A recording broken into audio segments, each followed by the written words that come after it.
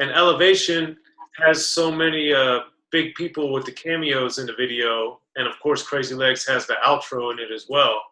But for it to be you know, to be new artists coming out at the time, you got Ahmad, you got Razkaj, you got Xzibit, you got Sway, you got all these people in the video.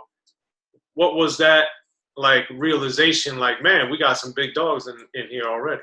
That's from paying dues, man. When them dudes was coming up to the Wake Up Show, man. You know what I'm saying? We built a friendship, you know, a musical friendship with these dudes. They both, you know, they came from the same struggle we did trying to get there. You know what I'm saying? And we were actually the strugglers then. They were actually, you know, already on the market and, you know, big, you know, Raz, E40 was in the second video. So all these dudes were, you know, already established, and for them to, you know, say, hell yeah, man, we'll come rep for y'all. It was big, but Crazy Legs, we had to fly to Vegas to get him because he was in Vegas getting ready to fly back to NY. And so we had to go to Vegas and go like, yo, can we pay you this dough to fly to LA, you know, to shoot this video? And he's like, yeah, send me about, you know, shoot me 3 racks and give me a ticket back home. It's good. So we had to fly him from Vegas to LA, break bread, and then let him do his thing, shoot him straight to the airport. So it was like, bam, bam, bam, bam. So as soon as he dropped down from Vegas to LA, he was straight on site. We got at the warehouse, got the linoleum for him, let him do his thing, did our thing, broke bread. And the crazy part was that somebody called us and like, yo, Crazy Legs is in Vegas for some hip hop, you know, breaking convention. And then instantly Sway was like, I got to get him. Because Evo says what he says on the record about Crazy Legs and flew him out. It was a blessing to see somebody from Beach Street that I grew up watching, you know, 2 feet from me, like, yo, I got Crazy Legs in my video. Like the cat that pulls his shoes off in the video. He's in my video. So to be a 23-year-old kid with all of those heads around and being around that greatness, it just set me up for now. You know what I'm saying? So all those dudes in that video back then, still on their line, still can reach out and touch them without a problem. If I wanted features, all I have to do is hit them up. It's like, yo, send me the track, D. That goes to all the way up to the big wigs, the Xzibits. You know, Raz, I talked to Raz a while back. We already on deck to do some music whenever we can get time. But just to have that now, we didn't have those links back then. We had to go through all of that bullshit just to get at an artist. Now you just have to click of a button and they can either respond or not respond. Right. So, but that's the difference between now. But the platform for Life and Time set me up great, man. It really did. And you mentioned Take a Look Around a few times, another great song on the album Life and Time, in the sense that beyond it being a great song, that's an early Fred Wreck production.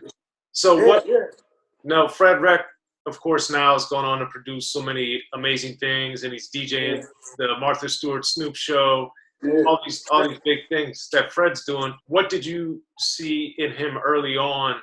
That drive. He had that drive, and I told him that too back in the day. I was like, you different. I was like, you different from the producers and the people that I've seen and been around. His mentality was different. You know what I'm saying? He was on a bigger level. He was like, I'm thinking bigger than this. You know what I'm saying? And now he's linked. Now he's forever linked with Dre. You know what I'm saying? Just to sit back and go like, oh, you know, I know this guy right here. And then sometime when he's in the studio, I might hit him on Instagram like, man, if I could be a fly on the wall in that studio session, it'll be amazing. But otherwise, yeah, that's the part about it. Yeah. Thanks, Rich. Yeah, so. And even though you guys were in your early 20s at the time, something that on that song and a couple themes mentioned throughout the album, both of you guys really, about kind of leaving things behind and moving forward. So what was it about you guys, even at that time, that made you look so much forward when a lot of people were so stuck in the moment? Because it was more out there. You know what I'm saying? I basically seen everything I could see from Oakland. You know what I'm saying? I mean, I knew what it was about. I knew you had 3 choices. Either you're gonna hustle, you're gonna work, remember before, you're gonna go to jail or you're gonna die. You know what I'm saying? So you either make a choice. So my choice was I had things to fall back on. So, you know, I had the barbering. You know, I worked, and I always worked as a barber during the B.U.M.S. You know what I'm saying? So I never forgot, like, because I'm a barber. I still do barbering now every day. You know, so I have a video shoot today at 12:30. I went to the shop for 1 or 2 cuts, and I'm out. Now I go shoot the video. I may come back to work. That's just the difference between how the drive. It's a drive, man. Like, I just keep going. I only sleep 3-4 hours a day. It's 24 hours in a day. There's no reason why you should be sleep, you know, no 8 to 10 hours when you could be doing something. You know what I'm saying? So I go to bed at 3:30, sometimes 4 o'clock, and I'm back up at 8 to go to work at 9. My body tells me I only need 4 hours. I can run 20 hours. I'm gonna keep running 20 hours. So that's my thing. And difference is now with studios is that, you know, you don't have to go to, you know, one studio to record. You know, you got these small studios just where you can go do your vocals, and then you can send them off to go get, you know, everything set up. That's the difference. But me personally, I still go to the big house. I still go to big studios. I really don't. Only time I can really do recording in small rooms and stuff like that is when I only have to do a verse for somebody. Just long I just do a verse. But any recording for full song, I gotta go to the studio. I need the big atmosphere. I need the big speakers. I want to hear what it's going to sound like to keep all the masses like, whoa. But those are a lot of things that change, but I love it. I love the challenge. Well, even on Survival, you talk about being the neighborhood barber MC. So I know that's something that obviously is very important to you. How do you think that keeping that job throughout your career has maybe affected your business or your creative side? Well, it kept me grounded. It kept me grounded to everything on the flat surface. You know, I get to hear the news in and out. You know, I get to hear stories. And these are things that I take in and I can, you know, put them down to pad and paper and, you know, pen and pad and put it down. These are life stories. You know, I hear everything. The barbers, we are like doctors. We are like lawyers. We are like therapists. You know, they come in, they tell us everything. They tell us their problems. They tell them their faults. They tell us, you know, everything. So, but my thing is, I started off as a barber. And everything in life, you can do whatever you want to do and succeed in it, but what happens after that? What do you have to fall back on? You know what I'm saying? So barbering has always been, it's like a hustle. You know what I'm saying? So for me, I have a hustler's mentality from being from East Oakland, where all the hustle is. So basically, I took that hustle, that street hustle, and put it in the barbershop. So my mentality is as an East Oakland street hustler, but I'm a legal barber as I do it. So my mentality is that mentality, and I soak up game, and I also disperse it verbally. Like what I write in my little pad may seem like scribble, but to you, I spit it vocally hard. You know what I'm saying? So just being that barber, I just love it. But I'm ready to retire though. I'm about ready to retire. I got 34 years as a barber, man. So wow. You know, I've been behind the clippers in the chair for that long, so now I just want to be behind the mic. You know, from here on out. So I've been telling people like 2021 that's it. And when 2021 hit, I'm gonna put them down. Have my run. So you know, and then you know, my feet be killing me all day. So I'm standing up all day. Right. So that's another thing, right? You know, when I don't cut hair, I'm good. Then when I'm cutting hair all day, it's just you know, 50. So you know, you have these little ups and downs and ailments. But yeah, I'm ready to retire. Gotcha. Well, one other person that you guys, or another person you guys had early on the album was Mystic on the title track. So later she went on to be Grammy nominated. She's gone to Harvard. She's done all these amazing things and got new music out. What was it like getting with the pre-fame Mystic? Man, Mystic, I used to call her Mandy. I used to call her by her first name. I never called her Mystic. But she was so prolific, so soft-spoken, and I was going like, yo, man, there's something about her. And then Sway was like, we're going to put Mystic on the record, on the album. And I said, which record? He's like, title track. I was like, title track? Like, the title track? Like, really? He was like, yeah. Like, it's a curveball. Like, because they'd be expecting something totally different from you guys. And then you turn around and you put a female MC on there who just totally just took it. her vibe reminded me so much of Butterfly with the Diggable Planets. She was hard. And she was to the point, but she's also very, very, you know, brainiac with her wordplay.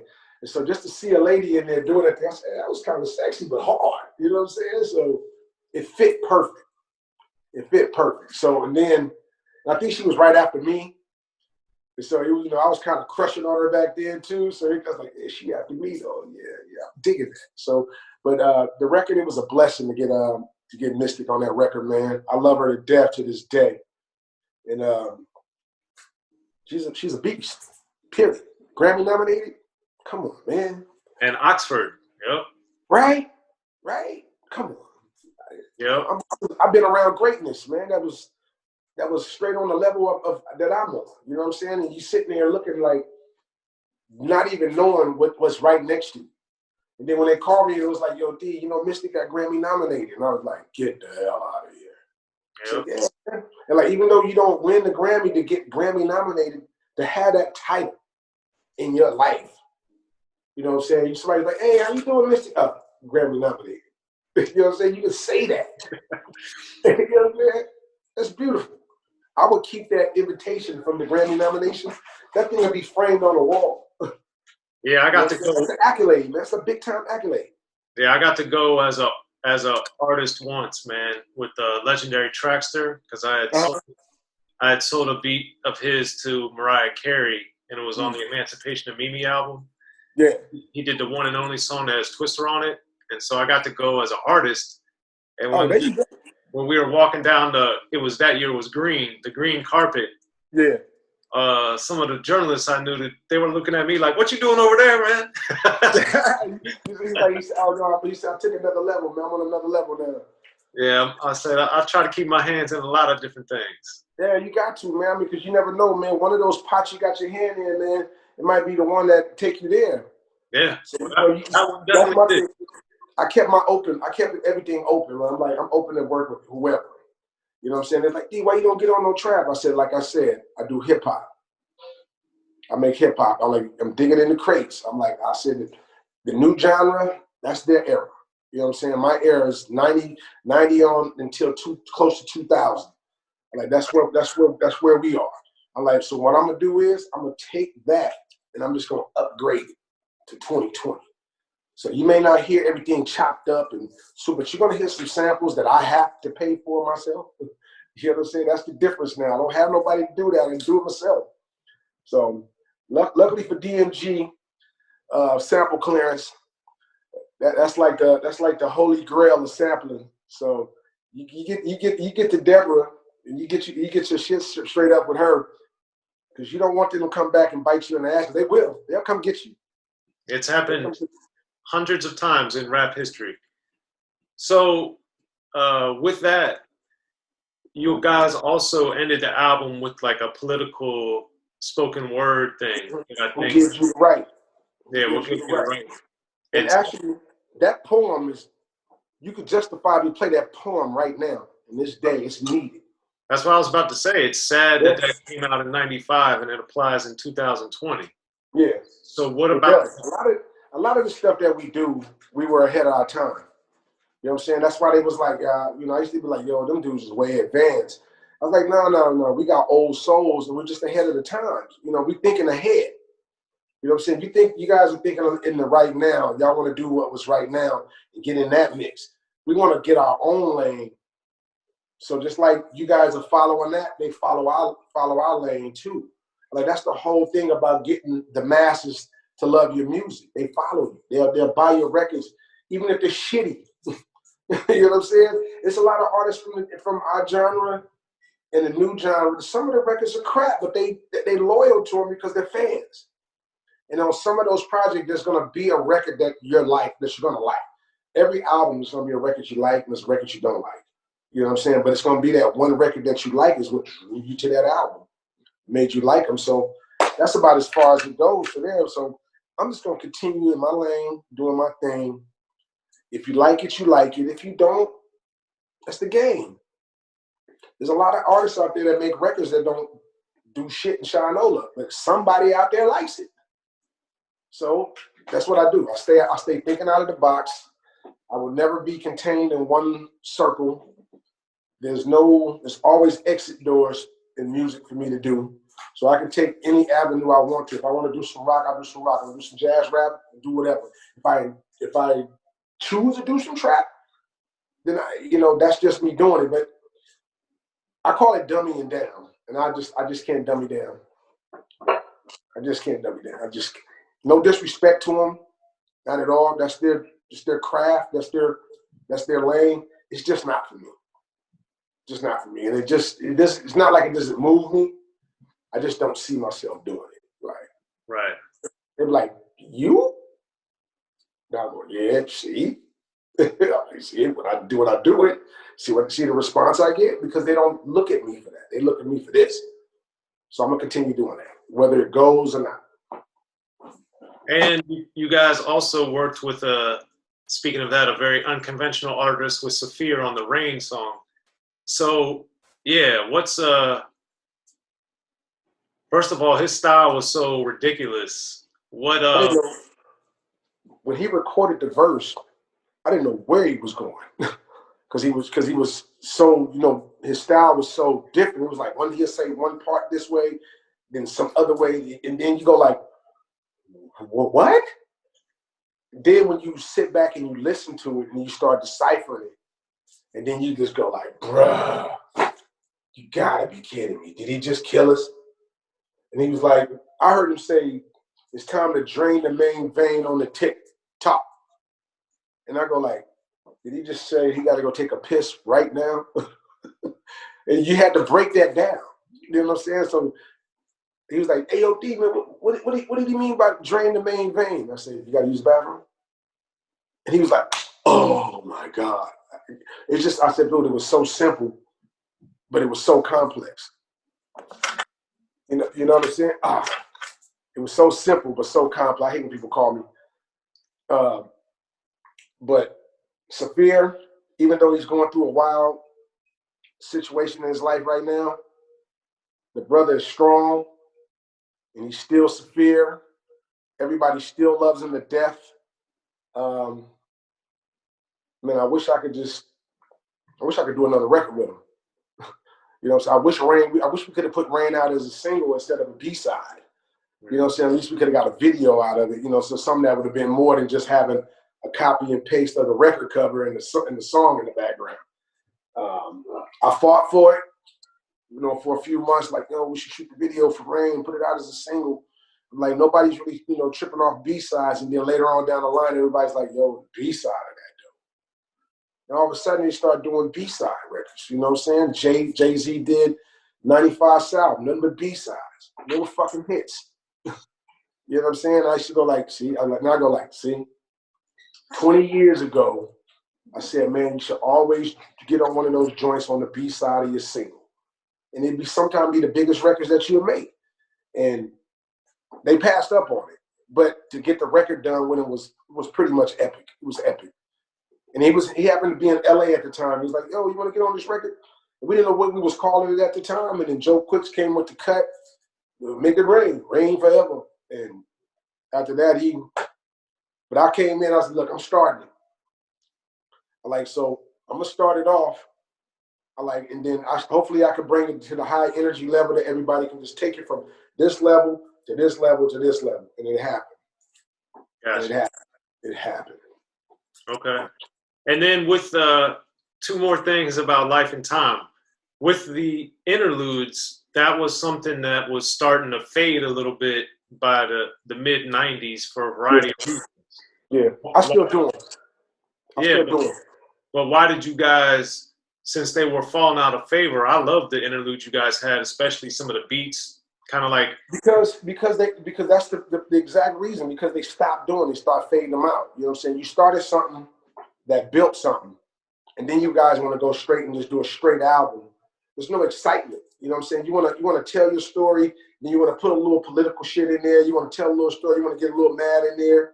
And then it just extends the album and explains it more. You know what I'm saying? When we got to, the Suck My Dick name, that was strictly for record labels. You know what I'm saying? I say it again. This is go out to you record labels and all you bullshit ass A&Rs, and we telling them right in their face, and we're on a major label. Like, we right here with you. We watching you, and you guys are bullshitting. You know what I'm saying? And, you know, and you have a fucked up attitude at your label. And, you know, and if you get mad because we're expressing it, it's freedom of speech, motherfucker. Like, this is what you got us here for, to tell the truth. So if any of that truth has a fallback on you, then you have to get your shit together. You know what I'm saying? Like, so that's basically what we told them. Like, yo, it ain't on us, it's you. So we speaking on it straight to you, and we're on your label. Get your shit together. So what ended up happening that you didn't have a second album on priority? That was Inside. That didn't have anything to do with All City or Priority. You know what I'm saying? And that's a conversation we'll talk about another day. You know what I'm saying? So it happens, man, when you're young and you don't know the business and money is involved and some certain things that you didn't acquire before this that you obtained in, and then once those things starts dissipating, you start throwing shots everywhere you can. Like, what's going on with this? What's happening with this? And it'll tear you apart. Basically, it just tore shit apart. Just the simplest thing is bullshit. You know what I'm saying? Tore it apart. So I'm gonna leave it just on that. It was just bullshit. You know what I'm saying? It had nothing to do with me. You know what I'm saying? And it had to do a lot of, it's just inside. It's just not for me to put it out there like that and be like, yo, just that little thing, threw that off like that. Yeah, that little just, and it's always, you can always say, man, sometimes the biggest shit ain't shit. Sometimes it's little shit that fuck shit up. Absolutely. You know what I'm saying? And it could be as simple as 3-4 words. You know what I'm saying? That'll turn a love for what you do and what they pushing you for to like, yo, fuck them dudes. Fuck them. No, get them out of there. You know what I'm saying? And it happened just like that. But we were that good to where we still kept moving on after the shit was over. You know what I'm saying? We were still able to still do shows. But then once the shows start slowing down, you got to also start thinking about, okay, what do I do now? What do I do now? Okay, I got this God-given talent. I lost my deal. Okay, what do I do now? I start dealing with myself. So I stopped going like, it wasn't like I was stopping doing B.U.M.S music. I started off as a solo artist. Let me go step back and see what I can do. So that's when I did My City. Take a look, My Life, My Time. If you look at my second video, it's called My Life, My Time. And then it just goes on. You can just see the growth. And I started doing these little videos in my garage on this Triller app and start posting them on Instagram until I get them to the point where I can shoot a real video, put the real record out. So now I had to learn the game. So now, therefore, I run my shit. I got my say so. Nobody tells me I can do this, I can't do that. I don't have to listen to this A&R, I don't have to listen to this record label. I am the lady. So my first artist, hi, I'm D'Angelo Smith, CEO of 55th Hill Records, and my first artist is D.O.C. So I got to learn how to, you know what I'm saying, break them. You know what I'm saying? Somebody's like, yo, D, I heard you got a label. I said, yeah, I got an artist named D.O.C. So now I have to be a business label owner and separate the two. So I had to learn how to do that. Instead of like, yeah, man, I started my own label. Said, yeah, I got my first artist is D.O.C. You know, so I had to learn how to separate the two. Just the same as Priority did with All City. All City did with us. They had to separate. You know what I'm saying? They had to know that I'm the CEO and that's the artist. So I just had to learn that as far as like conversation-wise and sending emails as not speaking as the artist. You know what I'm saying? I like to speak as the CEO. Right. You know what I'm saying? So it just took it to another level. So my business sense is more savvy. There's no more, D, can you go do this record for me? And I don't tap you in the ass in the end. You don't pay me up front, I'll hit you on your publishing. That's it. I'm like, that's the game now. So my job now is to push records independently. If I make a hit, I don't care if I sell wood in the hood. Until the day I put the mic down, I will be recording records. Period. That's it. And you got Survival's out now. What are some things people should be looking for after Survival? Well, Stealth is before Survival that I did with CMT Miraculous. The video is out. Check that out on YouTube. D-Rise featuring CMT Miraculous, produced by Spider Beats. Plug. Survival is Stealth is first, but I went through sample issues with using that Whispers record. So it's a delay on the record. The video is out, but the record is coming out. But with having control of your own label, I could put another record out while I waited. So I put Survival out. I shot the video like a week and a half ago. Record released like 3 or 4 days ago. So the video should be ready next week, and I'm gonna keep it moving. So if the sample clearance with Stealth doesn't clear through, it still can get played all over the radio as like mixtape, you know, a situation like that. But I got everything on it, paperwork ready, track sheet, the samples, wherever I put we use the sample, everything is ready. It's getting sent off Monday. So hopefully within 7 business days, I'll get the final word if it's cleared or I got shut down. So that's where I'm at with that. But I have so many singles before I drop my Project 4-5. So once I drop the Project 4-5, once you hit Justified, then you know 4-5 is coming. Which it stands for 4-5. Everybody thinks it's a pistol. It's not. It's spelled F-O-5, which stands for Family of 5. All right? There it is. There it is. In a nutshell. All right. Well, we appreciate you coming through, D-Wise, man. It's great. I appreciate you having me, man. I really do, man. I'm humbled. Be sure to check out the History of Gangster Rap by Soren Baker. He's official. History of Gangster Rap features exclusive interviews with Ice-T, Snoop Dogg, MC Ren, the D.O.C, and dozens of others. The History of Gangster Rap, a definitive look at how Los Angeles changed rap forever. In Los Angeles, the streets definitely set the tone of the hip-hop music. At 19, I got a $50,000 car. My whole angle always was, I'll be street, but I will always tell you the horrors that go along with this life. There will be penalties and casualties for just wearing the wrong color in somebody's neighborhood. And once gangster rap made it from the streets to the TV, the genre exploded. With Fab 5 on your TV back with NWA. Yo MTV, it just catapulted us from being local heroes to national gangbang rappers. The History of Gangster Rap discusses it all from 1980 up till today. It's always gonna be shit happening in the streets. You know what I mean? So it's always gonna be something to talk about. The History of Gangster Rap in stores now.